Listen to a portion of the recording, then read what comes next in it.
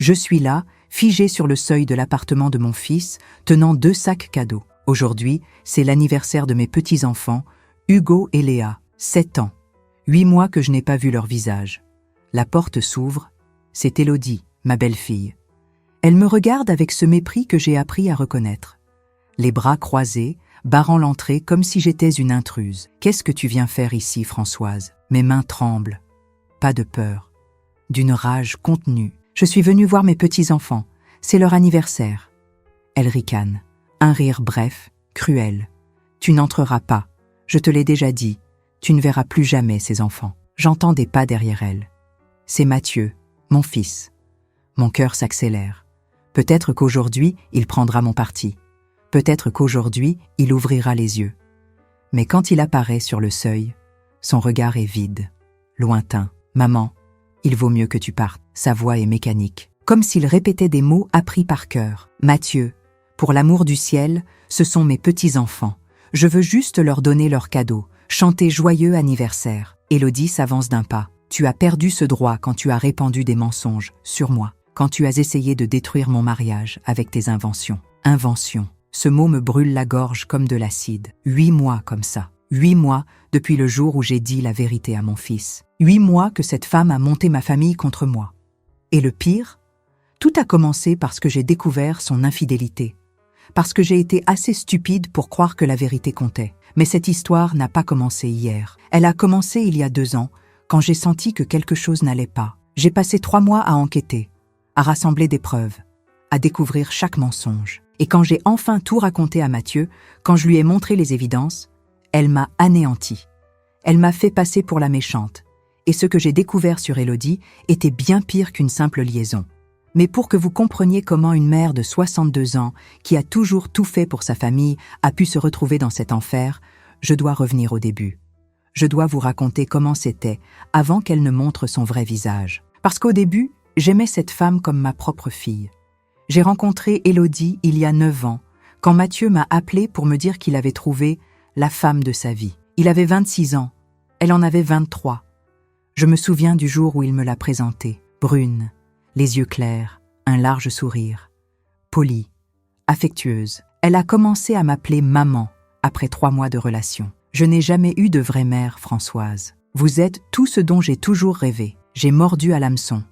J'ai cru chaque mot. Quand ils se sont mariés, 2 ans plus tard, ce fut le plus beau jour de ma vie. J'avais perdu mon mari 3 ans auparavant, d'un cancer foudroyant. Mathieu était mon fils unique. Le voir heureux, fonder une famille, c'était tout ce que je désirais. J'ai aidé le couple avec 40 000 € pour l'apport de leur appartement. C'était toutes mes économies, le fruit de 20 ans de travail. Mais je n'ai pas hésité une seconde. J'ai acheté les meubles du salon, de la chambre, de la cuisine. J'ai payé toute la layette quand ils ont appris qu'ils attendaient des jumeaux. Hugo et Léa sont nés 6 mois après le mariage. Prématurés, mais en bonne santé. La première fois que j'ai tenu ces 2 bébés dans mes bras, j'ai pleuré comme une enfant. Ils étaient ma raison de vivre. Élodie a repris le travail quand ils ont eu 6 mois. Je me suis proposée pour aider. J'allais chercher les enfants à la crèche 3 fois par semaine. Je les gardais chez moi, je leur donnais le bain, je leur préparais à manger, je jouais avec eux. Les week-ends, nous nous retrouvions. Déjeuner en famille, promenade au parc, anniversaire. Tout semblait parfait. J'avais une famille unie, des petits-enfants magnifiques, une belle-fille qui me traitait avec affection. Du moins, c'est ce que je croyais. Car les premiers signes étaient déjà là, sous mes yeux. Petits, subtils. Je n'ai simplement pas voulu les voir. Avant de continuer, abonnez-vous à la chaîne et activez la cloche. Des histoires comme celle-ci sont publiées chaque semaine. Et croyez-moi, vous ne voudrez en manquer aucune. Les signes ont commencé discrètement. Élodie a commencé à poser des exigences. Rien de bien méchant au début, vous savez. Des choses qui paraissaient raisonnables. Maman, il faut prévenir 24 heures à l'avance quand tu veux venir chercher les enfants. Maman, ne leur donne pas de bonbons sans me demander avant. Maman, n'achète pas de cadeaux sans m'en parler. Ils ont déjà trop de jouets. J'acceptais tout. Je pensais que c'était le propre d'une mère soucieuse qui voulait maîtriser l'éducation de ses enfants. Normal, n'est-ce pas? Mais ensuite, il y a eu ce commentaire, devant ses amis. Une belle-mère trop envahissante. Ça vous tue un mariage, les filles. Elle a ri. Ses amis ont ri. J'ai fait semblant de ne pas avoir entendu, mais ça m'a blessée. Mathieu a changé aussi. Progressivement. Lui qui m'appelait tous les jours a commencé à mettre du temps à répondre à mes messages. Quand je lui demandais si tout allait bien, il soupirait de lassitude. « Tout va bien, maman. C'est juste le travail. Tu t'inquiètes trop. » Mais ce n'était pas que le travail. Je le voyais dans ses yeux. Le stress, la tension. Il avait maigri. Il avait des cernes profonds. Il rentrait à la maison et filait directement dans sa chambre. Élodie s'en plaignait lors de nos conversations. « Il est distant, maman. Il ne fait pas attention à moi. Il ne pense qu'au travail. » Je défendais mon fils. Je disais qu'il faisait de son mieux pour offrir une vie confortable à sa famille. Élodie acquiesçait, mais je sentais quelque chose d'étrange dans son regard. Une froideur. Peu à peu, elle a commencé à trouver des excuses pour les week-ends. Toujours occupée. Toujours un programme. Un engagement par-ci, un rendez-vous par-là. Et toujours sur son téléphone. Souriante. Tapant rapidement. Quand quelqu'un s'approchait, elle verrouillait l'écran. « C'est le travail », disait-elle. Je ne soupçonnais pas une liaison. Je le jure. Mais quelque chose au fond de moi me murmurait que ce n'était pas normal. Jusqu'à il y a 10 mois, où tout a basculé. C'était un jeudi. J'avais rendez-vous chez le cardiologue à 15 heures. Le médecin a annulé au dernier moment. Une urgence à l'hôpital. J'ai appelé Élodie pour lui dire que je pouvais aller chercher Hugo et Léa plus tôt à l'école. « Ce n'est pas la peine, maman. J'ai déjà quitté le bureau. J'y vais. » Mais quelque chose dans sa réponse m'a dérangée. Sa voix était différente. Anxieuse. Pressée. J'ai décidé de passer quand même devant l'école. Juste pour m'assurer que les enfants n'attendaient pas. Quand je suis arrivée, à 14h30, j'ai vu sa voiture. Garée devant un immeuble de bureaux, 2 rues avant l'école. C'était étrange. Son bureau était à l'autre bout de la ville. Que faisait-elle là? Je me suis garée au coin de la rue. J'ai observé. 15 minutes ont passé. Mon cœur s'est mis à battre la chamade. Quelque chose n'allait pas. Et puis, il s'est produit quelque chose qu'elle n'attendait pas. La porte de l'immeuble s'est ouverte. Élodie est sortie, mais elle n'était pas seule. Un homme grand, en costume gris, marchait à ses côtés. Il riait. Il a posé sa main sur sa taille. Un contact prolongé, intime. Elle ne s'est pas écartée. Au contraire, elle s'est penchée vers lui. Sur le trottoir, avant que chacun ne rejoigne sa voiture, ils se sont regardés. Et puis, il l'a embrassée. Pas un baiser furtif, un baiser long, passionné. Sa main sur sa nuque, sa main à elle sur son torse. Mon estomac s'est noué. J'ai attrapé mon téléphone, les mains tremblantes, et j'ai pris 3 photos. L'angle n'était pas parfait, mais on voyait. On voyait tout. Ils se sont séparés. Elle est montée dans sa voiture, souriante. Il est monté dans la sienne, une BMW noire, et il est parti. Élodie a conduit directement à l'école comme si de rien n'était. Elle a récupéré les enfants, a souri à l'institutrice, les a installés dans la voiture. La mère parfaite. Je suis restée là, dans ma voiture, à reprendre mon souffle, essayant de digérer ce que je venais de voir. Ce n'était pas mon imagination. Ce n'était pas de la paranoïa. C'était une trahison. Et à ce moment-là, j'ai cessé de douter de mon instinct et j'ai commencé à vraiment faire attention. Car si elle était capable de trahir mon fils de cette façon, en plein après-midi, de quoi d'autre était-elle capable? Ce que j'ai découvert dans les semaines qui ont suivi était bien pire que ce que j'imaginais. Cette nuit-là, je n'ai pas dormi. Je fixais le plafond, les photos sur mon téléphone me brûlant l'esprit. Je devais le dire à Mathieu. Mais s'il ne me croyait pas, s'il pensait que j'inventais par jalousie, Élodie avait toujours été maligne. Elle savait exactement quoi dire pour se faire passer pour la victime. Alors, j'ai décidé d'attendre, d'enquêter, de rassembler plus de preuves. À partir de ce jour, j'ai complètement changé. En apparence, j'étais toujours la même belle-mère douce. Mais à l'intérieur, chacun de mes gestes était calculé. Chaque visite était une occasion d'observer. J'ai commencé à faire attention à tout, aux détails qui m'échappaient auparavant. Élodie vivait rivée à son téléphone. Quand il sonnait, elle regardait l'écran, souriait et filait dans la chambre. C'est le travail, je dois répondre. Toujours le travail, toujours urgent. Mais quand je passais près de la porte, j'entendais des rires étouffés, un ton de voix différent, doux, affectueux. Elle a aussi commencé à sortir davantage.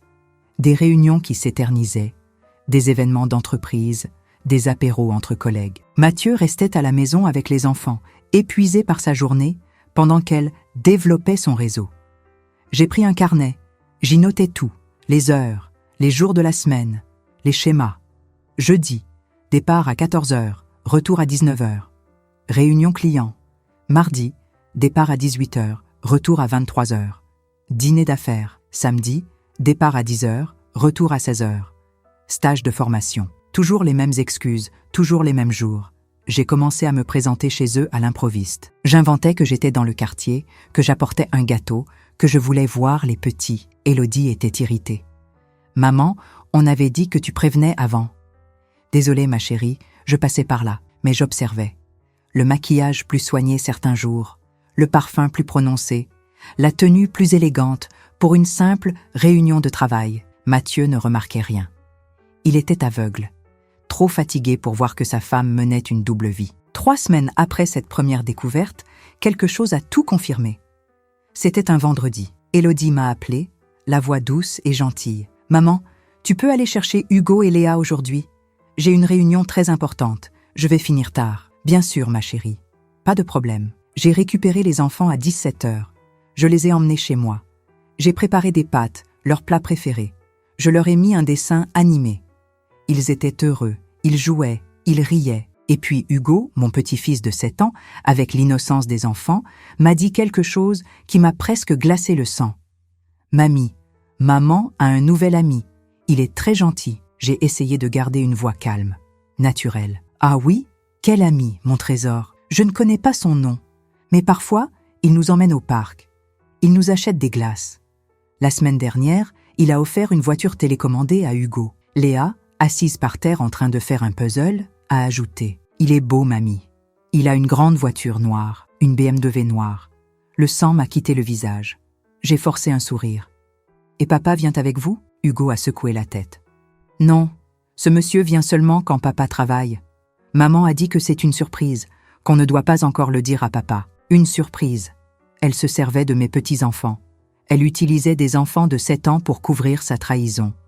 Elle les faisait mentir à leur propre père. Elle les transformait en complices. « Ça fait longtemps que vous connaissez ce monsieur ? » ?»« Oui, quelques mois. Il est drôle. L'autre jour, il nous a emmenés au centre commercial et nous a acheté du pop-corn. » Léa a continué, tout excitée. « Maman est heureuse quand il est là, mamie. Elle rit beaucoup. Elle ne rit pas comme ça avec papa. » Chaque mot était un coup de poignard. Ce n'était pas seulement une trahison. C'était de la manipulation. C'était la destruction de l'innocence de 2 enfants. C'était organiser des rendez-vous avec un amant en utilisant ses propres enfants comme alibi, comme excuse, comme bouclier. Quelle mère fait une chose pareille? Quelle femme se sert d'enfants de 7 ans de cette façon? J'ai retenu mes larmes jusqu'à ce que je mette Hugo et Léa au lit dans la chambre d'amis.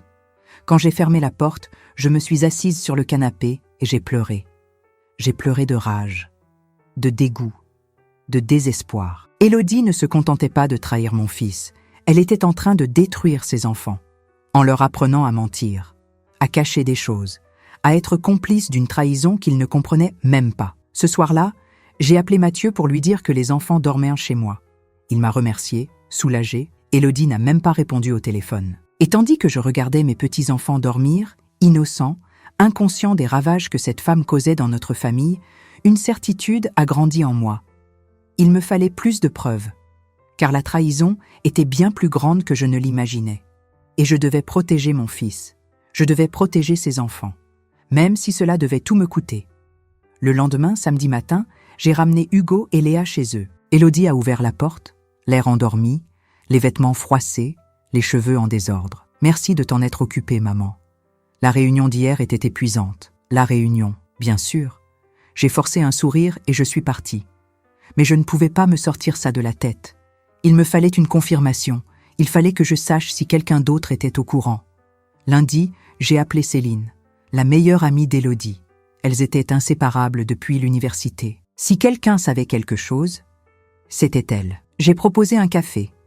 J'ai dit que je voulais parler de l'anniversaire surprise des enfants. Céline a accepté immédiatement. Quand nous nous sommes assises, je suis allée droit au but. Je n'avais pas de temps à perdre. « Céline, je vais te poser une question. Et j'ai besoin que tu sois honnête avec moi. Est-ce qu'Élodie trompe mon fils ?» Son visage a changé. Il s'est crispé. Elle a détourné le regard. « Françoise, je ne vois pas de quoi vous parlez. Céline, s'il te plaît. Je l'ai vu. J'ai des photos. Je veux juste savoir si tu étais au courant. Silence. Elle a remué sa tasse de café, a pris une profonde inspiration, et puis elle a avoué « J'étais au courant ». L'estomac s'est serré. Depuis combien de temps? 6 mois. C'est elle qui me l'a dit. 6 mois. Une demi-année. Et elle ne m'avait jamais rien dit. Elle n'avait jamais prévenu mon fils. Pourquoi n'as-tu rien dit? Céline a soupiré, mal à l'aise. Parce que ce ne sont pas mes affaires, Françoise. C'est sa vie. Je ne vais pas me mêler du mariage de mon ami. Ami, ce mot m'a fait mal. Mais tu vois mon fils souffrir. Tu le vois se faire tromper. Et tu ne fais rien? Je lui ai conseillé de le quitter. Mais elle dit qu'elle les aime tous les deux. Qu'elle est perdue. Je ne peux pas la forcer. Je me suis levée. Je ne supportais plus d'entendre ça. Tu es sa complice, Céline. Souviens-toi de ça. Je suis partie de là avec une certitude. Élodie n'était pas seule. Des gens la protégeaient, la couvraient, mentaient pour elle. Les jours suivants, j'en ai découvert plus. Une autre amie du groupe était au courant. Une autre, pareil. Elles savaient toutes et aucune n'avait rien fait. Pire encore, j'ai découvert un groupe sur WhatsApp. Céline a fini par me le montrer dans un moment de culpabilité. Il s'appelait « Amis pour la vie ». Élodie, Céline et 2 autres amis. J'ai lu les messages. Chacun me dégoûtait un peu plus. Élodie, la belle-mère a encore débarqué sans prévenir. Elle devient insupportable. Céline, dis-lui de se mêler de ses affaires, vieille fouineuse. Une autre. Quand tu divorceras, coupe-la de ta vie. Ne la laisse pas voir les petits. Ce sera la vengeance parfaite, Élodie. Comptez sur moi. Quand je serai sortie de là, elle ne touchera plus jamais à mes enfants. Les larmes coulaient sur mes joues pendant que je lisais. Elle se moquait de moi. Elle prévoyait de m'éloigner de mes petits-enfants. Et je n'en savais rien. J'ai essayé de parler à Mathieu. Subtilement, sans tout révéler d'un coup. Mon fils, tu ne trouves pas qu'Élodie est différente ces derniers temps? Différente comment, maman? Je ne sais pas. Plus distante, plus absente. Il a soupiré. Ce soupir fatigué que je connaissais si bien. Maman, s'il te plaît, ne commence pas. Elle travaille beaucoup. Elle est stressée. Tu t'imagines des choses. Je ne m'imagine rien, Mathieu. Ça suffit, maman. Il a haussé le ton. Tu deviens paranoïaque. Tu vois des problèmes là où il n'y en a pas. Ma femme est parfaite. C'est toi qui crées des histoires. Parfaite. Il pensait vraiment qu'elle était parfaite. Mathieu, je veux juste ton bien. Je suis ta mère. Je sais que tu es ma mère. Mais tu exagères.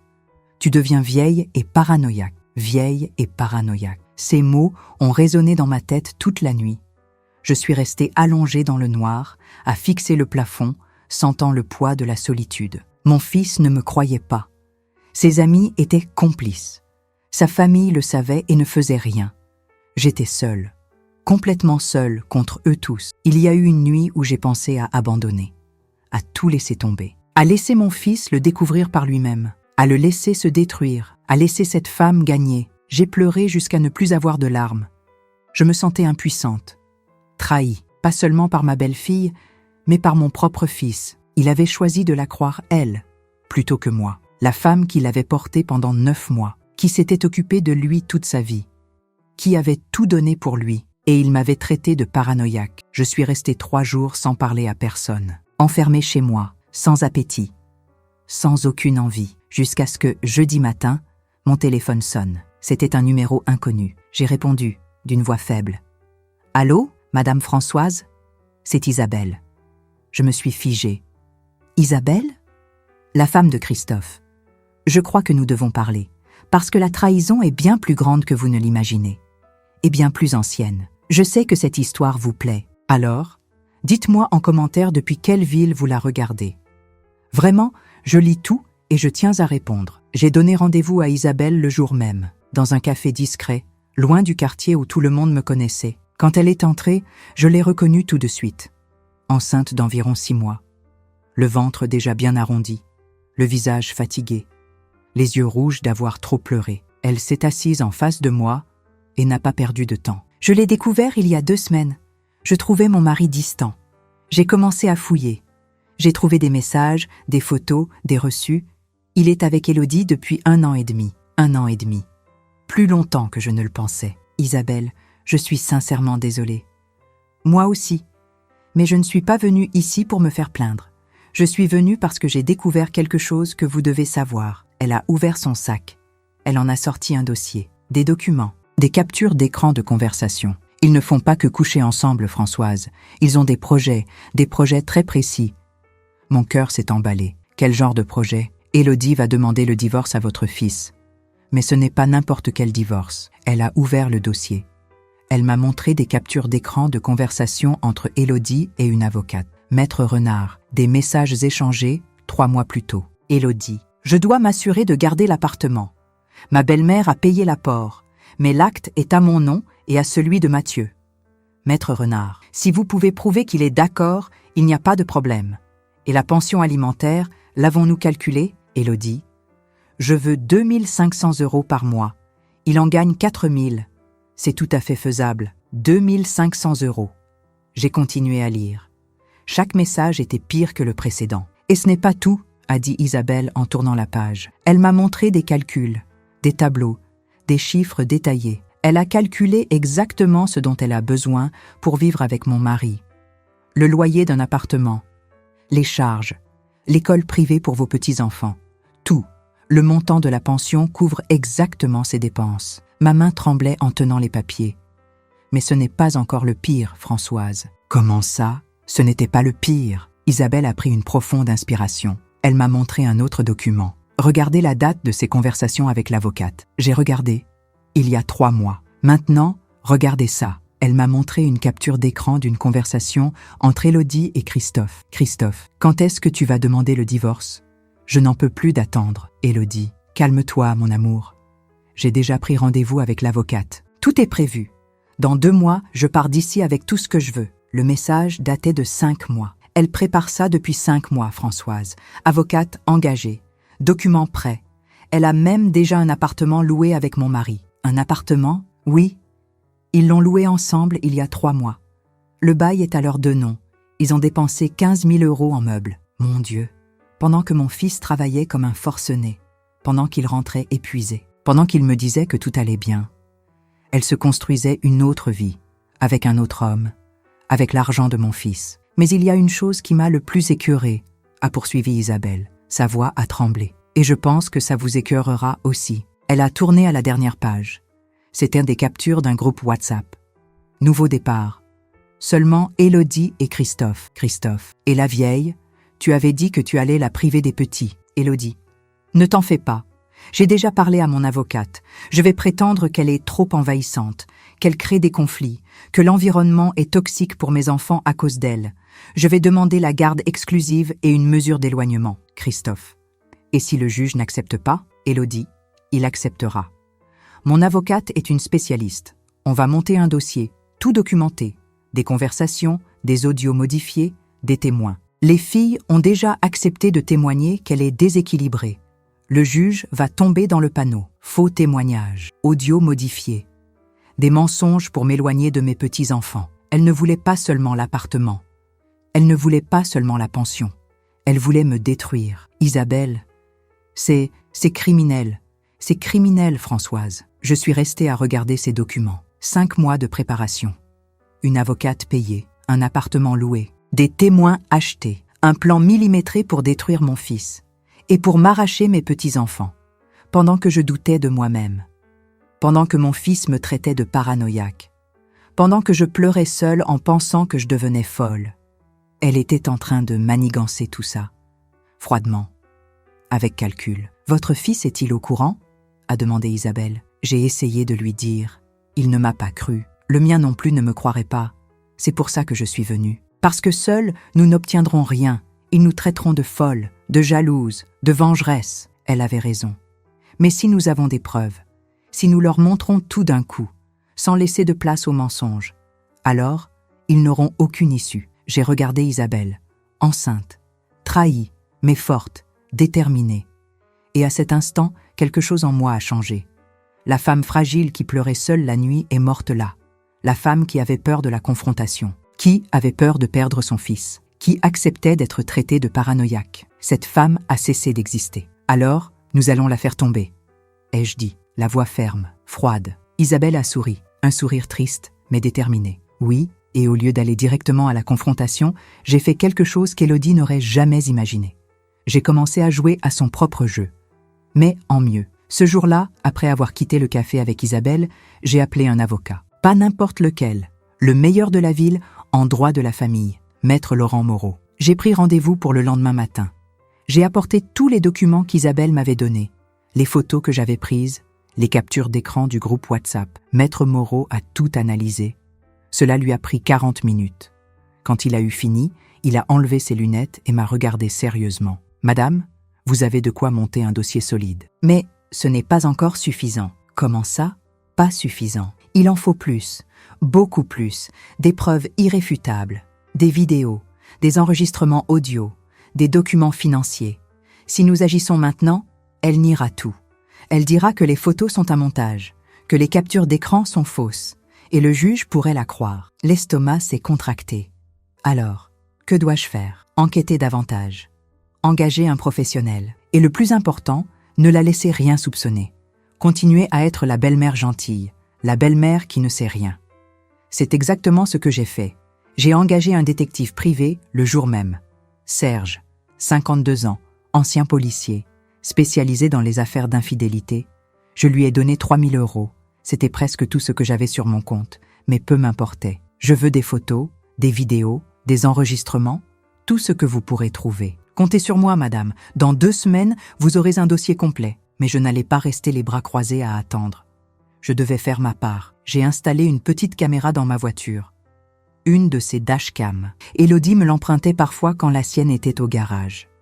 Si elle l'utilisait à nouveau, j'aurais tout enregistré. J'ai appelé une amie de confiance, Martine. Je la connaissais depuis 30 ans. Je lui ai tout raconté. Elle était horrifiée. « Françoise, quelle femme ignoble! Que puis-je faire pour t'aider ? La suivre. Les jours où je ne peux pas. Noter les lieux, les heures. Prendre des photos si possible. Compte sur moi. » J'ai créé un dossier sur mon ordinateur. J'ai tout organisé. Les captures d'écran par date, les photos numérotées, les documents scannés, les justificatifs de tous les virements que j'avais faits au couple pendant 7 ans. Le total s'élevait à 50 000 €. J'ai ouvert un nouveau compte bancaire, séparé. J'y ai transféré le reste de mes économies. Si Élodie essayait de me poursuivre pour quoi que ce soit, je devais protéger mon argent. Et puis, j'ai commencé à mener une double vie. En apparence, j'étais la même Françoise que d'habitude. La belle-mère affectueuse, la grand-mère gâteau. J'ai continué à aller chercher Hugo et Léa à l'école. Je les emmenais chez moi. Je faisais des gâteaux. Je jouais. Je souriais. Quand je voyais Élodie, j'étais gentille, polie. « Salut ma chérie. Comment s'est passée ta journée ? » « Épuisante, maman. Le travail est très prenant, j'imagine. Va te reposer. Je m'occupe des enfants. » Elle ne se doutait pas que chacune de ces paroles était une pièce du puzzle que j'assemblais. À l'intérieur, chaque rencontre était une mission. Chaque visite, une occasion de recueillir des informations. J'observais tout. Son téléphone toujours face contre table. Les messages qu'elle lisait et effaçait rapidement. Les appels qu'elle prenait en dehors du salon. Un jour, j'ai failli me faire démasquer. J'étais dans sa cuisine, en train de faire du café. Mon téléphone était sur la table du salon. Élodie l'a pris, a regardé l'écran. « Maman, tu as une notification. » Mon cœur a fait un bond. J'avais laissé la conversation avec Maître Moreau ouverte. Je me suis précipitée dans le salon. « Ah, merci ma chérie. » J'ai attrapé le téléphone. Elle me regardait, méfiante. C'était quelle conversation ? J'ai réfléchi vite. Une recette de gâteau que j'ai demandée à une amie. Je vérifiais si elle me l'avait envoyée. Elle n'a pas semblé très convaincue. Mais elle a laissé tomber. J'ai appris la leçon. Plus jamais je ne laisserai de traces. La tension était constante. Chaque visite pouvait être celle qui me trahirait. Chaque mot devait être pesé, calculé. Mais je ne pouvais pas faire d'erreur. Je ne pouvais pas la laisser s'en douter. Pendant ce temps, Serge faisait son travail. 2 semaines plus tard, il m'a appelé. « Madame, j'ai tout. Des photos, des vidéos. Ils sont allés dans un motel 4 fois. Ils ont passé la nuit dans l'appartement 2 fois. J'ai une vidéo d'eux entrant main dans la main. J'ai même l'enregistrement audio d'une conversation. » Quelle conversation ? J'ai caché un micro près de sa voiture un jour où ils se sont vus. On entend tout, y compris elle se moquant de votre fils. Le traitant d'imbécile, ça m'a fait mal. Mais c'était plus de carburant pour ce que j'allais faire. De plus, j'ai utilisé une stratégie risquée. J'ai dit à Élodie que je partais en voyage. 1 semaine entière. Rendre visite à une cousine dans une autre région. Oh, c'est dommage, maman. Tu vas nous manquer. Mensonge. Intérieurement, elle jubilait. Mais je ne suis pas partie. Je suis restée en ville. Martine m'a hébergée. Et cette semaine-là, Élodie s'est relâchée. Elle s'est crue libre. Elle a vu Christophe 4 fois. Serge a tout documenté. L'entrée dans l'appartement, la sortie le matin, les déjeuners, les baisers dans la rue. Le 5e jour, j'ai obtenu l'enregistrement le plus important. Élodie et Christophe discutant sur le parking. Christophe, combien de temps avant que tu demandes ce divorce? Élodie, encore 1 mois. Mon avocate dit que c'est le timing parfait. Je vais récupérer l'appartement, la pension, et cet imbécile de mari ne comprendra même pas ce qui lui arrive. Rire. Christophe. Et la vieille? Élodie. Elle, je m'en occupe facilement. Je dirais qu'elle est trop envahissante, qu'elle cause des problèmes à mes enfants. Le juge me donnera raison. Elle n'approchera plus jamais de mes petits-enfants. Quand j'ai entendu cet enregistrement, quelque chose en moi s'est complètement durci. Elle avait traité mon fils d'imbécile. Elle s'était moquée de lui. Elle prévoyait de me détruire. 2 jours plus tard, je suis rentrée de mon voyage. 3 semaines ont passé. J'ai continué à faire semblant, à sourire, à être la belle-mère parfaite, jusqu'à ce qu'un jeudi, Mathieu m'appelle. Sa voix était brisée. Il pleurait. « Maman, il faut que je te parle. C'est urgent. Qu'est-ce qui s'est passé, mon fils ?» Élodie a demandé le divorce. Je suis arrivée chez Mathieu en 15 minutes. Il a ouvert la porte, les yeux rouges, gonflés. Je ne l'avais pas vu pleurer comme ça depuis l'enterrement de son père. Elle est partie avec les enfants, a-t-il dit d'une voix rauque. Elle a dit qu'elle allait dormir chez Céline. Nous sommes entrés. Nous nous sommes assis sur le canapé. Il était anéanti. C'est arrivé d'un coup, maman. Hier, tout était normal. Aujourd'hui, elle est arrivée et m'a lancé « Je veux le divorce. Je ne t'aime plus. C'est fini. » Normal. Pour lui, c'était normal parce qu'il ne voyait rien, parce qu'il lui faisait une confiance aveugle. Et elle veut l'appartement. Elle veut une pension de 2 500 €. Elle veut la garde exclusive des enfants. Garde exclusive. Exclusive? Pourquoi? Elle a dit que je travaille trop, que je n'ai pas de temps pour les enfants, qu'elle est leur mère, qu'ils doivent rester avec elle. Il s'est passé la main sur le visage, désespéré. Et ce n'est pas tout. Elle ne veut pas que tu voies les enfants. Comment ça? Elle a dit que tu te mêles trop de leur vie, que tu crées des conflits, que l'ambiance est mauvaise pour les enfants quand tu es là. Exactement comme dans son plan. Mot pour mot. Mathieu, c'est un mensonge. Tout est faux. Je le sais, maman. Je le lui ai dit. Je lui ai dit que tu n'avais jamais rien fait de mal. Mais elle est inflexible. Elle a déjà une avocate. Elle a déjà tout prévu. Il s'est remis à pleurer. Je ne sais pas quoi faire. Je l'aime. Je lui ai tout donné. Comment a-t-elle pu me faire ça? C'était le moment. Il le fallait. Mathieu, je dois te dire quelque chose. Il m'a regardé, confus. Élodie te trompe. Silence. Il a cligné des yeux, en train d'assimiler. Quoi? Elle a un amant, depuis 1 an et demi. Et ce divorce n'est pas soudain. Elle le prépare depuis des mois. Maman, pour l'amour de Dieu, n'invente pas. Je n'invente rien? J'ai sorti mon téléphone. J'ai ouvert le dossier des photos. Regarde, je lui ai montré la première photo. Élodie et Christophe s'embrassant dans la rue. Il est devenu blême. Ça, il doit y avoir une explication. Mathieu, j'ai 15 photos, 4 vidéos et des enregistrements. Beaucoup d'enregistrements. J'ai fait défiler les photos une par une. Il regardait, sous le choc, muet. Quand il est arrivé à la dernière, il a laissé tomber le téléphone sur le canapé. Ce n'est pas possible. Si. Et il y a plus. Bien plus. Je lui ai tout raconté. Isabelle. L'appartement loué. L'argent détourné. L'avocate engagée 5 mois plus tôt. Le plan pour m'éloigner des petits-enfants. Il écoutait en silence. Son visage devenait de plus en plus pâle. Elle a utilisé notre argent pour louer un appartement avec un autre homme? Oui. Et elle a préparé ça pendant des mois? 5 mois, Mathieu. Tout était calculé. Même le montant de la pension a été calculé pour couvrir ses dépenses avec lui. Il s'est levé, il a commencé à faire les 100 pas dans le salon, les mains sur la tête, la respiration haletante. J'ai travaillé comme un fou. J'ai fait des heures supplémentaires pour lui offrir une vie confortable, pour mes enfants. Et elle, sa voix s'est brisée. Maman, Dis-moi que c'est un mensonge. S'il te plaît. Non, mon fils. J'ai les preuves de tout. Je lui ai montré les captures d'écran, les conversations avec l'avocate, les plans pour m'éloigner des petits-enfants avec de faux témoins. Quand il a lu ça, quelque chose en lui a changé. La tristesse s'est transformée en rage. Elle allait te faire ça, inventer des mensonges, acheter des témoins, oui, et elle y serait arrivée si je n'avais rien découvert. Il a frappé le mur, fort. Les jointures de ses doigts sont devenues rouges. Il n'a pas pu finir. Il s'est effondré sur le canapé, en larmes. Je me suis assise à côté de lui. Je lui ai pris la main. Mathieu, je sais que ça fait mal, mais maintenant, tu dois être fort, parce qu'elle ne s'arrêtera pas.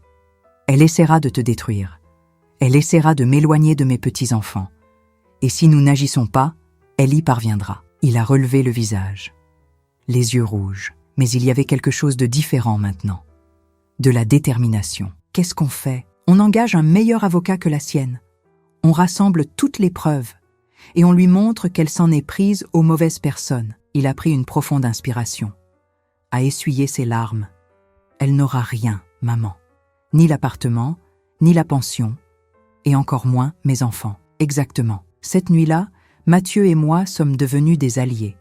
Des partenaires dans une guerre que nous n'avions pas commencée, mais que nous allions terminer. J'ai appelé Maître Moreau.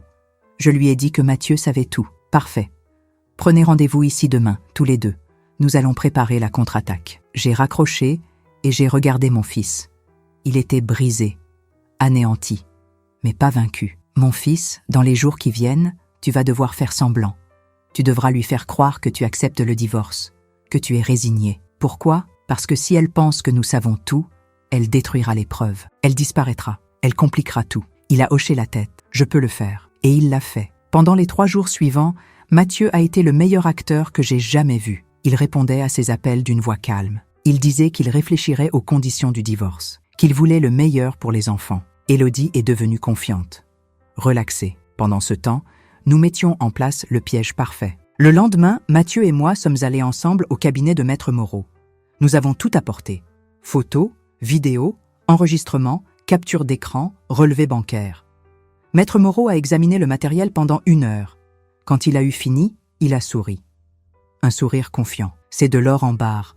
Avec ça, non seulement on l'empêche de prendre quoi que ce soit, mais on renverse complètement la situation. « Qu'est-ce que vous voulez dire ?» a demandé Mathieu. « Elle a détourné 50 000 € du compte joint. C'est un abus de confiance. Nous pouvons la poursuivre au pénal. De plus, le plan d'utiliser de faux témoins pour éloigner la grand-mère ? Faux et usage de faux. d'1 à 3 ans de prison. » Mathieu a écarquillé les yeux. « Elle pourrait aller en prison ? Oui. Mais d'abord, on règle la question du divorce et de la garde. Ensuite, on passe au pénal. » Maître Moreau a ouvert son ordinateur portable. « Il faudra que vous, Mathieu, commenciez à enregistrer vos conversations avec elle. Tout ce qu'elle dira pourra être utilisé. Si elle confirme vouloir éloigner votre mère, qu'elle a planifié ça depuis des mois, nous aurons plus de munitions. Comment j'enregistre sans qu'elle s'en aperçoive ? Utilisez votre téléphone. Laissez-le dans votre poche, en mode enregistrement. C'est légal tant que vous participez à la conversation. » Mathieu a accepté. « Et ce n'est pas tout, » a continué Maître Moreau. « Je vais demander par voie judiciaire l'accès à ses mouvements financiers des 2 dernières années. Officiellement. Chaque centime détourné sera documenté. » C'était de la musique à mes oreilles. « Combien de temps cela prendra-t-il » ai-je demandé. « 1 semaine. Peut-être 10 jours. Et en attendant, vous continuez de faire semblant. Mathieu, vous allez lui dire que vous acceptez le divorce, que vous voulez tout faire à l'amiable. Fixez une réunion en personne. Dites que c'est pour signer les papiers. Et ensuite, Maître Moreau a souri de nouveau. Ensuite, on lui fera la surprise. Je serai là, avec toutes les preuves, et avec une proposition bien différente de celle qu'elle attend. Nous sommes sortis de ce cabinet avec un plan. Clair, détaillé, létal. Mathieu a appelé Élodie le jour même. « Élodie, j'ai bien réfléchi. Tu as raison. Ça fait longtemps qu'on n'est plus heureux. On va divorcer comme tu le souhaites. » J'ai écouté la conversation en haut-parleur. Élodie a été surprise, puis soulagée. « Vraiment, Mathieu ? Tu ne vas pas faire de difficultés ? » « Non. Je veux juste que ce soit rapide, qu'on règle tout d'un coup, sans dispute, pour les enfants. Je suis contente que tu comprennes. On fixe une réunion alors. J'apporte les papiers, tu signes, et c'est tout. Parfait. La semaine prochaine, ça me va. Je te confirme le jour. Quand il a raccroché, Mathieu m'a regardé. Il tremblait. J'ai réussi, maman. Elle y a cru. Tu as été parfait, mon fils. Les jours suivants, nous avons poursuivi la stratégie. J'ai installé une caméra cachée dans mon salon. Petite, discrète, pointée vers le canapé.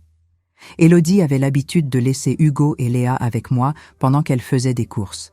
Si elle disait quelque chose de compromettant, je l'aurais enregistré. Et ça a marché. 3 jours plus tard, elle a déposé les enfants et est restée quelques minutes pour un café. Son téléphone a sonné. Elle a répondu sans quitter la pièce, pensant que j'étais dans la chambre. Mais j'étais dans le couloir. J'écoutais tout. Et la caméra enregistrait. « Salut, mon cœur. Oui, tout est réglé. Il a tout accepté. Il signe la semaine prochaine, je sais. Plus facile que je ne le pensais. Cet imbécile n'a rien soupçonné. Et la pension ? 2500. Parfait. On va vivre tranquillement. » Rire. « La vieille ? Ah, elle. Je vais la régler au tribunal. Dans 10 jours, elle n'approchera même plus de mes enfants. Mon avocate a déjà tout préparé. » Elle a raccroché, a rangé son téléphone et est sortie de la pièce en souriant. Quand j'ai regardé l'enregistrement plus tard, j'ai dû retenir ma colère. Mais c'était une preuve de plus. Une autre pièce du puzzle. Maître Moreau a également fait sa part. Il a obtenu l'ordonnance. Il a accédé au mouvement financier. Il a confirmé 50 000 € détournés en 8 mois. Des virements sur le compte de Christophe. Des achats de meubles. Le paiement du loyer. Tout était documenté. Tout était officiel. Avec ça, elle n'a aucune issue, a dit Maître Moreau. Pendant ce temps, Isabelle faisait aussi sa part. Elle a rassemblé des preuves contre son mari, a parlé à un avocat, a préparé le divorce. Quand vous confronterez Élodie et Christophe, je veux être là, m'a-t-elle dit. Vous y serez, soyez-en sûrs. Serge, le détective, a continué son travail jusqu'au dernier jour. Plus de photos, plus de vidéos, un dossier de 87 pages. Madame, je n'ai jamais vu autant de preuves réunies. Si elle s'en sort indemne, ce sera un miracle. J'ai aussi commencé à enregistrer mes conversations avec Élodie. Chaque fois qu'elle faisait un commentaire sur le fait de m'éloigner des petits-enfants, sur le fait que je m'ingérais trop, je laissais mon téléphone enregistrer. « Maman, tu dois comprendre qu'après le divorce, les choses vont changer. Ce ne sera plus comme avant. »« Comment ça, ma chérie ? » ?»« Oh, je ne sais pas. J'aurai ma propre vie. Tu ne pourras pas venir ici tout le temps. » Enregistrer, sauvegarder, cataloguer. En apparence, je continuais d'être la belle-mère gentille. J'étais d'accord avec tout. Je souriais. À l'intérieur, chacune de ces paroles était une brique de plus dans le mur qui allait l'emprisonner. Mathieu a aussi enregistré des conversations. 5 au total. Dans toutes, Élodie confirmait vouloir l'appartement, la pension élevée, la garde exclusive. « Tes parents ne s'immisceront plus, Mathieu. Tu verras tes enfants quand je l'autoriserai. » Elle pensait vraiment avoir gagné. Jusqu'à 3 jours avant la réunion prévue, à 22h, mon téléphone a sonné. C'était Serge. « Madame, j'ai découvert quelque chose qui change tout. » Mon cœur s'est accéléré. Quoi donc ? J'ai trouvé des emails entre Élodie et son avocate. De vieux emails, datant de 8 mois. Et alors, elle préparait quelque chose de plus que le divorce. Quelque chose de bien pire. « Parlez, Serge. » Il a pris une profonde inspiration. « Ah, elles allaient vous accuser de violence psychologique sur les petits-enfants. » « Violence psychologique ?» Ma voix est sortie tremblante. « De quoi parlez-vous ?» J'ai réussi à pirater l'email de son avocate. Illégal, je sais. Mais j'ai trouvé un document de 15 pages. Un faux rapport psychologique, affirmant que vous criez sur les enfants, que vous faites du chantage affectif, que vous leur causez des traumatismes. J'ai senti le sol se dérober sous mes pieds. « C'est faux! Je n'ai jamais levé la main sur ces enfants. »« Je le sais, madame. » Mais elles allaient l'utiliser. Elles avaient des photos modifiées, des témoignages préparés. Même un rendez-vous fixé avec un psychologue acheté pour attester que les enfants présentaient des signes de violence psychologique de la part de la grand-mère. Les larmes ont coulé sur mon visage. Elles allaient me détruire complètement, oui. Mais elles ne le feront plus. Parce que maintenant, nous avons la preuve que tout était fabriqué. Et ça, c'est un délit pénal, madame. Faux et usage de faux. Elle risque de 1 à 3 ans de prison. J'ai raccroché et je me suis effondrée sur le canapé. Cette femme ne voulait pas seulement m'éloigner de mes petits-enfants. Elle voulait faire de moi une criminelle. Elle voulait que tout le monde croie que j'étais une tortionnaire. J'ai appelé Mathieu. 3 heures du matin. Il a répondu au premier appel. « Maman ? Qu'est-ce qu'il y a ?» Je lui ai tout raconté. J'ai entendu sa respiration s'accélérer à l'autre bout du fil. « C'est un monstre, maman. Un monstre. Je le sais, mon fils. Mais maintenant, nous avons toutes les preuves. Toutes. » Le lendemain, j'ai fixé une réunion d'urgence avec Maître Moreau. Je lui ai montré les emails que Serge avait obtenus. Maître Moreau a tout lu. Quand il a eu fini, il était blême. Ceci est suffisant pour mettre fin à sa carrière juridique. Et à celle de l'avocate qui l'a aidé également. Alors, on l'utilise ? Absolument. Cela ira dans le dossier. Et ce sera présenté le jour de la réunion. Il restait 2 jours. 2 jours avant la réunion dont Élodie pensait sortir avec tout. L'appartement, la pension, la garde exclusive, la belle-mère écartée, mais elle ne savait rien. Et puis, le lendemain matin, quelque chose d'inattendu s'est produit. Mon téléphone a sonné, encore un numéro inconnu. « Allô, Françoise ? C'est Isabelle. J'ai des nouvelles. » « Quelles nouvelles ? J'ai parlé à mon mari hier. Je l'ai confronté. Je lui ai montré tout ce que je savais. Et vous savez ce qu'il a fait ? Quoi ? Il a tout avoué. Il a pleuré. Il a imploré mon pardon. Il a dit qu'il allait quitter Élodie, qu'il allait m'aider avec les preuves. Mon cœur a fait un bond. Il va témoigner ? Oui. Contre elle. Il a peur de tout perdre. Ses enfants, son entreprise. Alors, il a décidé de coopérer. C'était la cerise sur le gâteau. Isabelle, vous êtes un ange. Non, je suis juste une femme qui en a assez de se faire prendre pour une idiote. Tout comme vous. Le lendemain, veille de la réunion, Isabelle s'est présentée chez moi. Elle a amené Christophe. Il était anéanti. Des cernes. Mal rasé. Les mains tremblantes. Nous nous sommes assis tous les 3 dans mon salon. Françoise, je suis désolée, a-t-il commencé, d'une voix faible. J'ai été un idiot. Élodie m'a manipulée. Elle m'a fait croire que Mathieu était un mauvais mari, qu'elle était malheureuse. Et vous l'avez cru ? Je l'ai cru. Parce que je voulais le croire. Parce qu'elle est convaincante. Isabelle a soufflé à côté de lui. Arrête de trouver des excuses, Christophe. Tu as choisi de tromper. Tu as choisi de louer un appartement avec elle. Tu as choisi de dépenser notre argent avec une maîtresse. Il a baissé la tête. Je sais. Et je vais payer pour ça. Mais au moins, je peux aider à la faire tomber. Quel genre d'aide ? Ai-je demandé. J'ai des conversations enregistrées, des audios où elle dit du mal de Mathieu, où elle se moque de lui, où elle prépare comment elle va tout lui prendre. Je peux tout vous donner. Maître Moreau, qui était venu avec Isabelle, a pris le téléphone de Christophe. Il a écouté les enregistrements. 5 minutes plus tard, il a souri. Parfait. Cela boucle la boucle. Nous avons passé le reste de la journée à nous organiser, à réviser chaque document, chaque preuve, chaque détail. Maître Moreau a préparé un classeur. 87 pages, un index, des photos numérotées, des captures d'écran datées, des relevés de comptes surlignés. Demain, quand elle entrera dans cette pièce, elle pensera que c'est juste une réunion de plus, qu'elle va repartir avec tout. Il nous a regardés, Mathieu et moi. Mais quand nous en aurons fini avec elle, elle repartira sans rien. Pire, elle repartira avec des poursuites pénales. Mathieu était tendu, nerveux. Il n'avait pas bien dormi depuis 3 jours. « Mon fils, tu dois te reposer, lui ai-je dit. Je ne peux pas, maman. Je ne cesse de penser à tout ce qu'elle a fait, à quel point j'ai été aveugle. Tu n'as pas été aveugle. Tu as eu confiance. Et la confiance n'est pas une faiblesse. » Il m'a serré dans ses bras. Fort. Merci de ne pas avoir baissé les bras, de m'avoir cru, même quand je ne te croyais pas. Je ne baisserai jamais les bras pour toi, Mathieu. Jamais. Cette nuit-là, seule à la maison, j'ai tout revu une dernière fois. Des souvenirs me sont revenus. Le mariage de Mathieu et Élodie, elle souriant dans sa robe de mariée. Je promets de t'aimer et de te chérir. La naissance des petits-enfants. Elle m'appelant maman. Vous êtes tout ce dont j'ai toujours rêvé. Chaque mensonge, chaque fausseté. Et demain, tout allait s'effondrer. J'ai dormi 3 heures. Je me suis réveillée à 6 heures. J'ai pris une douche. J'ai mis mes plus beaux vêtements. Une robe bleu marine. Élégante. Ce n'était pas un jour de deuil. C'était un jour de guerre. À 8 heures du matin, mon téléphone a sonné. C'était Mathieu. Maman, j'ai peur. De quoi ? Qu'elle s'enfuit. Que quelque chose tourne mal. Que... Mathieu, respire. Tout est prévu. Tout est en ordre. Fais-moi confiance. Il a pris une profonde inspiration. Je te fais confiance. À 9 heures, Maître Moreau m'a appelé. Madame, je suis en route pour la maison de Mathieu. Isabelle et Christophe aussi. Nous arrivons dans 20 minutes. Vous y êtes déjà? Oui, je suis arrivé il y a 10 minutes. Parfait. Quand Élodie arrivera, laissez-la entrer normalement. Laissez-la parler, qu'elle se pende avec ses propres mots. Quand je vous ferai signe, vous entrerez dans le salon.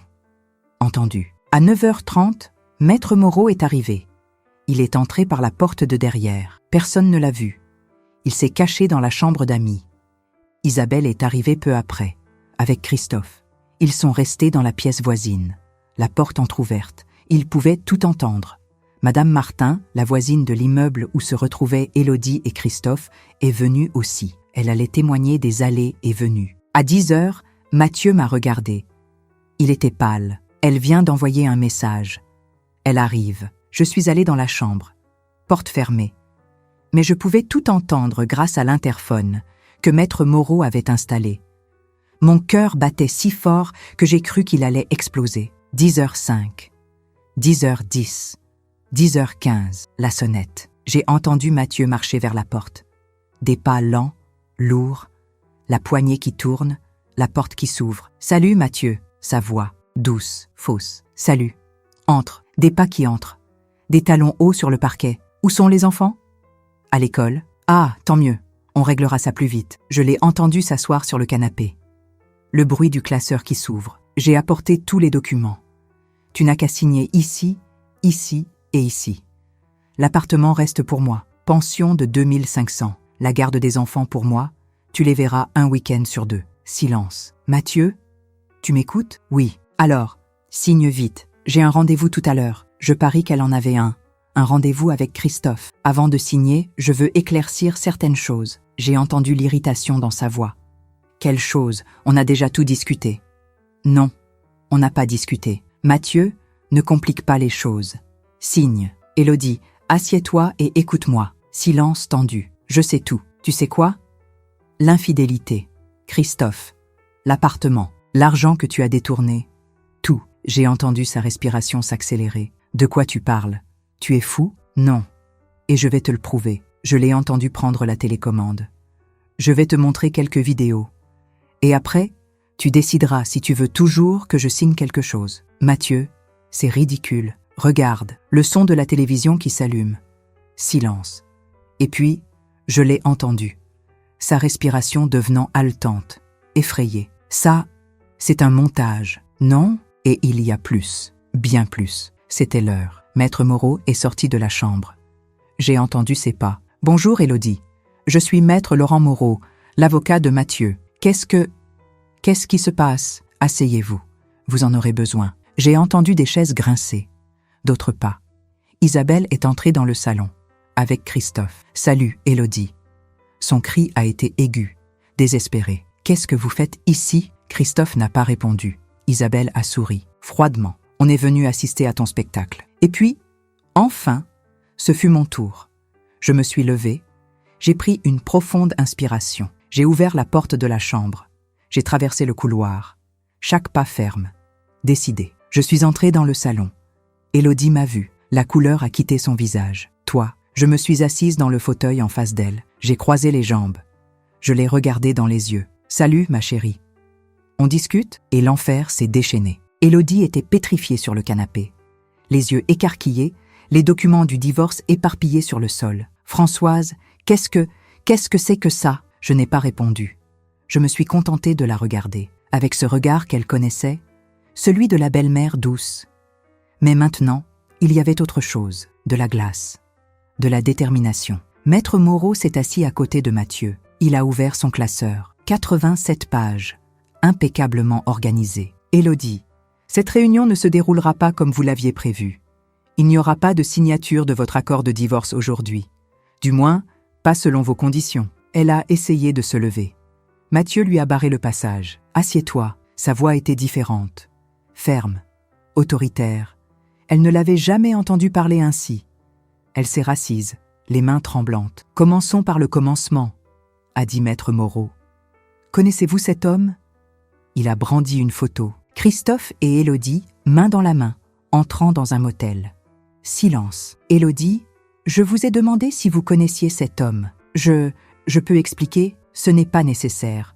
Nous avons 15 photos, 4 vidéos et plusieurs enregistrements audio. tous documentant votre relation extra-conjugale avec Christophe Lefebvre, homme d'affaires, marié, père de 2 enfants. Isabelle s'est avancée. Et mon mari, Élodie. Tu te souviens de moi? On s'est croisés 2 fois à des événements de son entreprise. Tu as été si gentille. Tu m'as demandé des nouvelles de ma grossesse. Et pendant tout ce temps, tu couchais avec mon mari. Élodie est devenue livide. Elle a jeté un regard à Christophe. Il a détourné les yeux. Le lâche. Mais l'infidélité n'est qu'un début, a poursuivi Maître Moreau. Mathieu lance la vidéo. Mathieu a appuyé sur un bouton de la télécommande. L'écran de télévision s'est allumé. Élodie et Christophe sortant d'un immeuble le matin. La date et l'heure étaient incrustées. 7h15. Il y a 2 jours. C'est l'appartement que vous avez loué ensemble, n'est-ce pas? 428, rue des Acacias. Appartement 502. Élodie a tenté de parler, la voix rauque. C'est une violation de la vie privée. Non, le détective privé était sur la voie publique. Il a filmé depuis la rue. C'est parfaitement légal. Maître Moreau a tourné une page de son classeur. Et maintenant, parlons d'argent. Vous avez détourné 50 000 € du compte joint au cours des 8 derniers mois. Souhaitez-vous voir les relevés bancaires? Il a étalé les papiers sur la table basse. Un surligneur jaune marquait chaque virement suspect. 23 virements, tous vers le compte de Christophe. Pour payer le loyer de l'appartement. Les meubles, les voyages, les dîners. Élodie s'est mise à pleurer. De fausses larmes, je les reconnaissais. Mathieu, je peux tout expliquer. Explique, a-t-il dit, d'une voix glaciale. J'étais malheureuse. Tu n'étais jamais à la maison. Tu ne faisais jamais attention à moi. Je me sentais si seule. Alors, la solution, c'était de me tromper? De voler notre argent? De prévoir de me laisser sans rien? Elle a sangloté plus fort. Je n'ai jamais voulu te laisser sans rien. Menteuse. Maître Moreau a brandi les captures d'écran. Ses conversations avec son avocate. Je veux 2500 de pension. Il en gagne 4000. C'est tout à fait faisable. Vos mots, Élodie. Daté d'il y a 3 mois. Élodie a essuyé ses larmes, tentant une nouvelle tactique. D'accord. J'ai fait une erreur. Je l'admets. Mais les enfants, vous ne pouvez pas utiliser ça contre moi. Je suis leur mère. Ils ont besoin de moi. C'est là que j'ai parlé, pour la première fois depuis mon entrée. Tu t'es servi de mes petits-enfants comme alibi, Élodie. Elle m'a regardée, confuse. De quoi tu parles?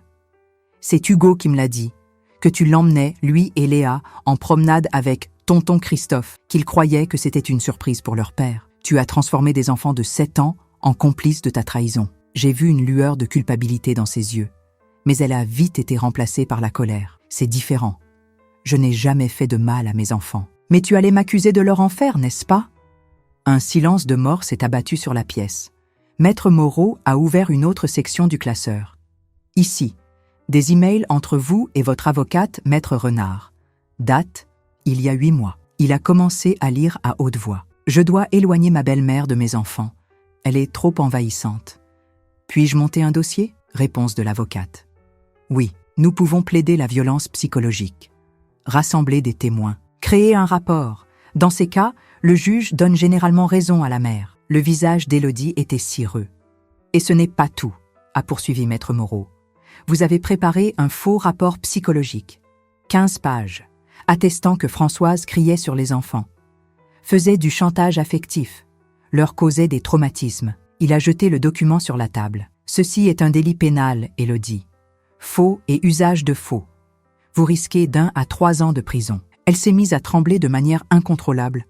Je n'allais jamais faire ça. Si, vous alliez le faire. Vous aviez même un rendez-vous avec un psychologue payé, pour qu'il certifie que les enfants montraient des signes de violence. Il lui a montré le reçu. Un paiement de 500 €. Bénéficiaire, Dr Henri Collin, psychologue pour enfants. Ce psychologue va perdre sa licence. Et vous allez faire face à des poursuites pénales, avec votre avocate. Élodie s'est effondrée complètement. De vrais sanglots désespérés, cette fois. S'il vous plaît, ne faites pas ça. J'ai des enfants que tu as utilisés, ai-je dit, la voix ferme. Des enfants que tu allais utiliser pour me détruire, pour détruire leur père, pendant que tu te construisais une nouvelle vie avec ton amant. Elle m'a regardée. Et pour la première fois, j'ai vu une peur réelle dans ses yeux. Françoise. Maman, s'il te plaît, je ne suis pas ta mère. Je ne l'ai jamais été. Mathieu s'est levé. Il s'est posté juste en face d'elle. Tu as détruit 7 ans de ma vie. Tu m'as pris pour un idiot. Tu t'es servi de mes enfants, tu as volé mon argent, et tu allais prétendre que ma mère les maltraitait. » Sa voix se brisait, mais il a tenu bon. « Je t'ai aimé, je t'ai tout donné. Et toi, tu es un monstre. » Élodie a tendu la main vers lui. Il a reculé. « Ne me touche pas. » À cet instant, quelque chose qu'elle n'avait jamais prévu est arrivé. Son téléphone, dans son sac à main à côté du canapé, s'est mis à sonner. Elle y a jeté un œil. L'identifiant de l'appelant affichait « Mon cœur, Christophe ». Sauf que Christophe était là, dans la pièce, avec nous. Mathieu a pris son téléphone. Il a répondu. Il a mis le haut-parleur. « Salut, mon cœur ». Ce n'était pas la voix de Christophe. C'était la voix d'un autre homme, plus jeune. « Élodie, où es-tu ? Je croyais qu'on déjeunait ensemble aujourd'hui. Je t'attends au restaurant. » Un silence absolu a rempli la pièce. Les yeux d'Isabelle se sont agrandis. Christophe est devenu blême. Mathieu et moi nous sommes regardés.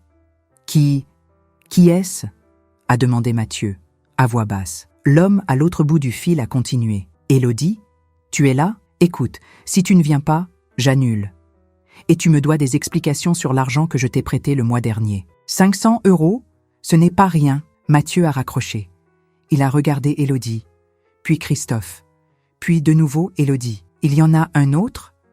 Élodie s'est mise à bafouiller. « Non, ce n'est pas ce que tu crois. Il y en a un autre ?»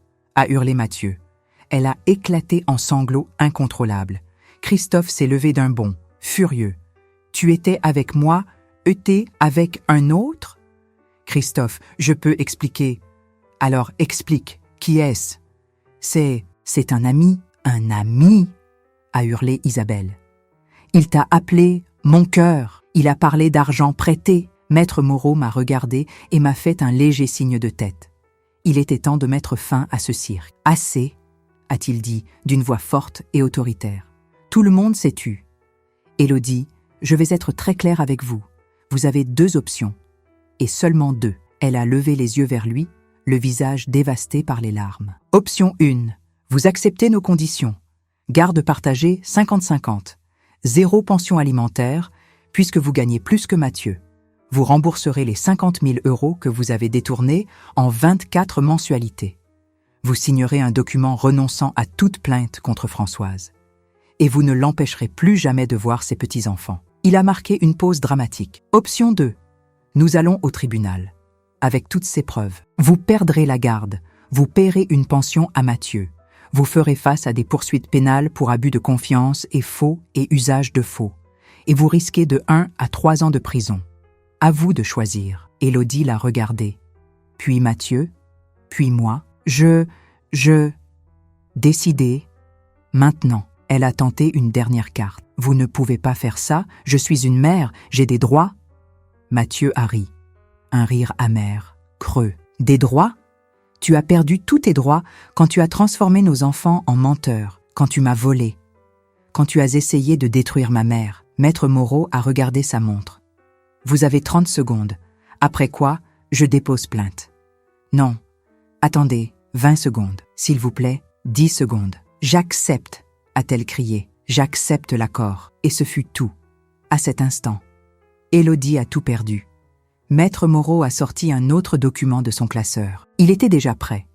Rédigé, n'attendant qu'une signature. Signez ici, et ici, et ici. Élodie a pris le stylo, sa main tremblant si fort qu'elle pouvait à peine le tenir. Elle a signé. Chaque page, chaque clause. Garde partagée, 0 pension. Remboursement des 50 000 €. Renonciation à toute plainte contre moi. Permission totale pour moi de voir mes petits-enfants quand je le voulais. Quand elle a eu fini, Maître Moreau a pris les documents. Il les a rangés. Maintenant, partez. Prenez vos affaires de l'appartement. Vous avez jusqu'à dimanche.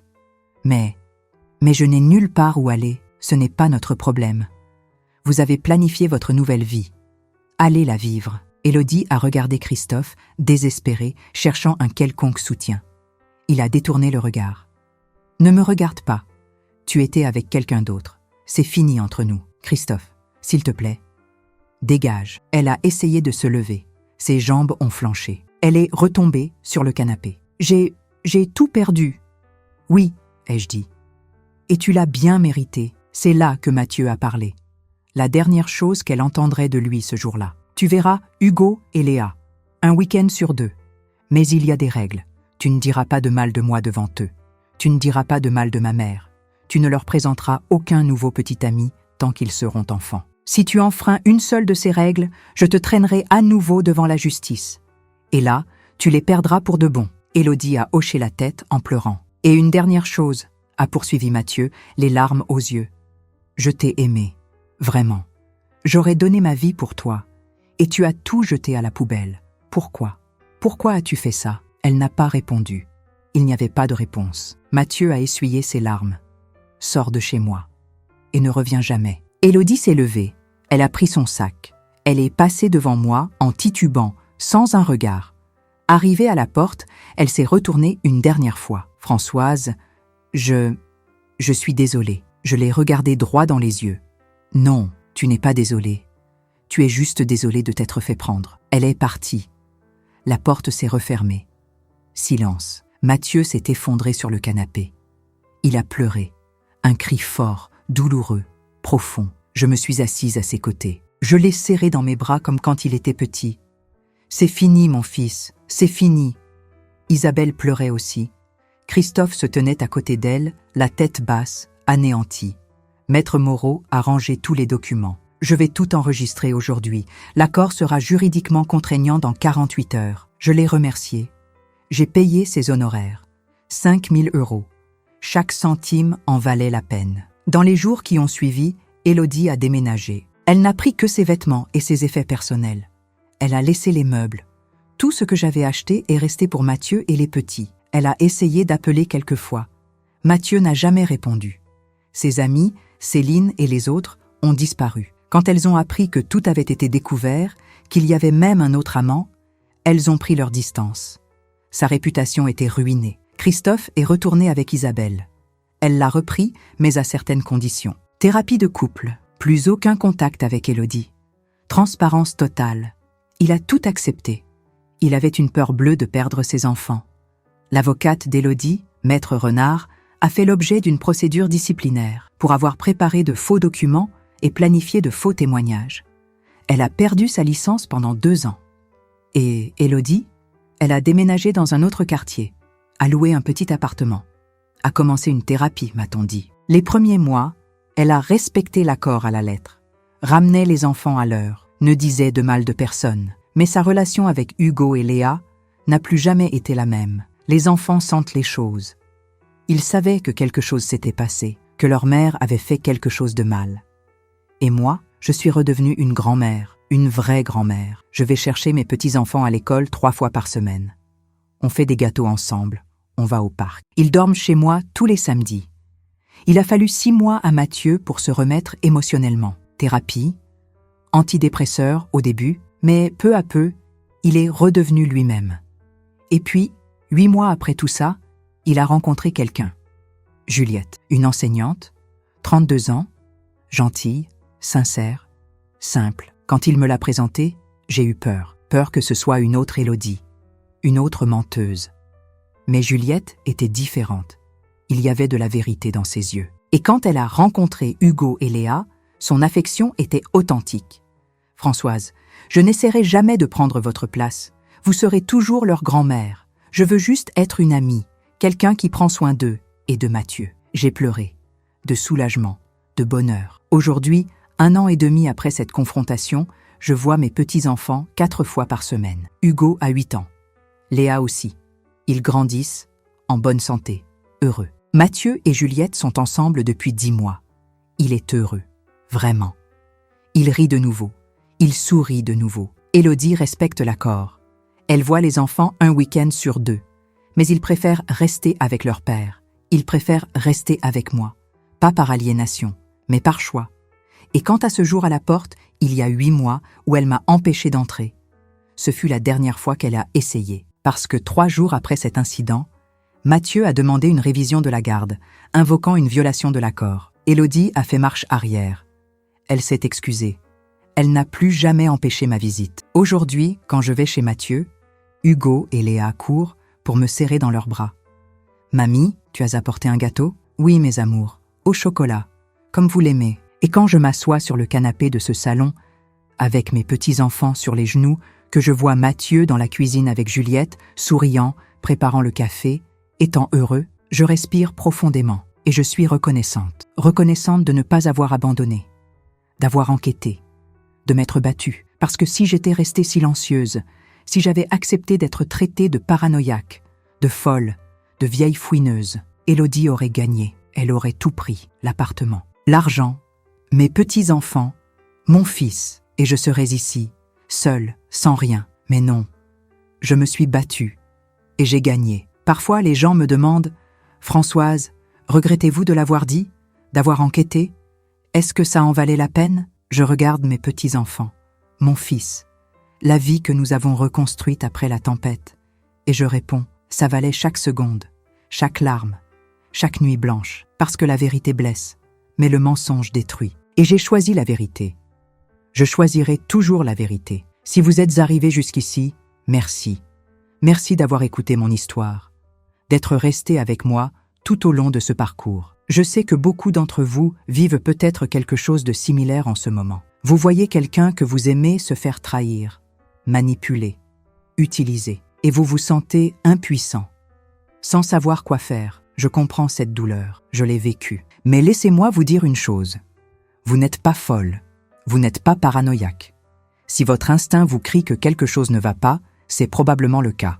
Alors, si vous êtes dans cette situation, laissez-moi vous donner 5 conseils qui ont sauvé ma famille. Premièrement, documentez tout. Photos, capture d'écran, audio, vidéo, relevé bancaire. Sans preuve concrète, c'est votre parole contre la sienne. Et un juge a besoin de preuves, pas d'intuition. Deuxièmement, ne confrontez personne sans certitude absolue. Enquêtez d'abord. Rassemblez suffisamment de preuves. Agissez seulement après. Une confrontation prématurée ne fait que leur donner le temps de détruire les preuves. Troisièmement, cherchez une aide professionnelle.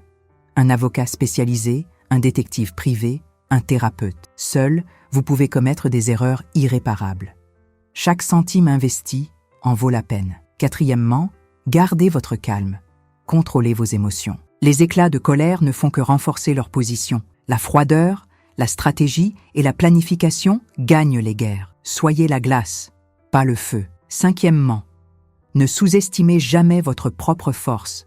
Vous avez survécu à tant de choses dans la vie. Vous avez traversé tant de douleurs. Vous avez la force nécessaire. Il vous suffit d'y croire. Partagez cette histoire avec quelqu'un qui a besoin de l'entendre. Combien de mères et de grands-mères sont actuellement éloignées de leurs petits-enfants par manipulation? Combien de familles sont détruites par des mensonges? Si cette histoire vous a touché, laissez un pouce bleu ci-dessous. Abonnez-vous à la chaîne. Chaque semaine, il y a une nouvelle histoire de femmes qui ont fait face à l'adversité et ont gagné. Et dites-moi dans les commentaires, avez-vous déjà vécu quelque chose de semblable? Avez-vous obtenu justice? Je les lirai tous. C'est promis, vous n'êtes pas seul.